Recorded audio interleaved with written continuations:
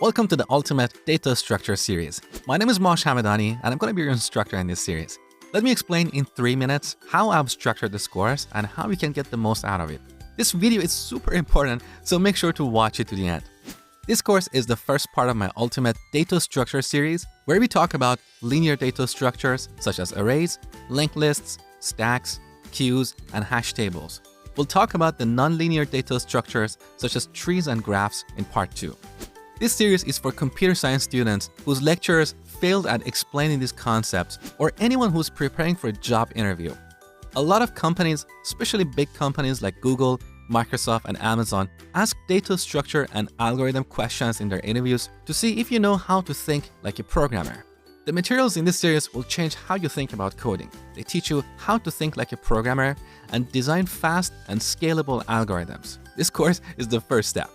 In this series, I'll be using Java because that's a universally understood language, but you can use any language you're familiar with because our focus is on data structures and algorithms, not programming languages.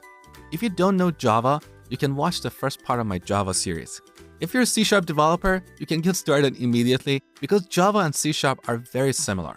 Also, I'll be using IntelliJ as my IDE, which you can download from JetBrains.com. But you can use any code editor you're comfortable with. Our focus is on algorithm design, not tooling. Now, this course is a bit different from my other courses where you watch the videos and learn new things. In this course, you have to solve problems, a lot of problems, and that's how you will learn the art of problem solving. All the exercises you see in this course are popular interview questions.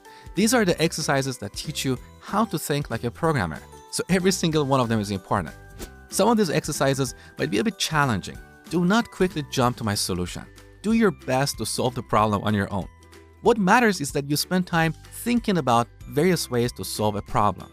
This process will activate certain parts of your brain, and that's what matters, not the solution. If you can't complete the exercise in a timely manner, that's perfectly fine. Don't get disappointed. You're a student of this course, so you're learning. If you could complete every exercise immediately, you wouldn't be taking this course, right? So here's the bottom line.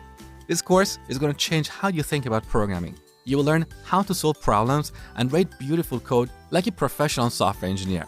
I worked really hard for this course to be the ultimate data structure course in the world, and I hope you think that too. So let me know your thoughts on Twitter. I cannot wait to hear what you think. Now let's jump in and get started.